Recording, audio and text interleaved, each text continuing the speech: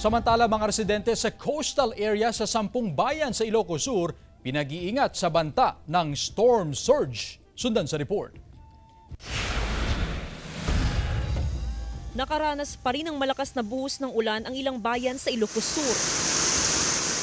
Bandang alas 10 kaninang umaga, naramdaman ng pabugso-bugso at malakas na hangin. Kaugnay nito, pinag-iingat ng mga otoridad ang mga residenteng nakatira sa tabing dagat sa banta ng storm surge. Sinilabas na advisory ng Pag-asa, inaasang aabot sa 2.8 hanggang 4.5 meters ang taas ng alon sa mga baybayin sa Sinait, Cabugao, San Juan, Magsingal, Santo Domingo, San Vicente, Santa Catalina, Kawayan, Santa at Narvacan. Ang pinag-iingat pa din po natin lahat po ng kababayan po natin dito sa Region 1 sa posibilidad po ng pagbaha, gayon na din po ng landslide and then yung storm surge po. Pag pumunta na dito yung alon, nag-ano na kami